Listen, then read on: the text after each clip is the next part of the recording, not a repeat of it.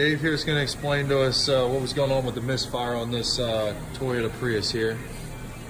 We have the intake manifold off the vehicle, 4 EGR ports, which is exhaust gas recirculation.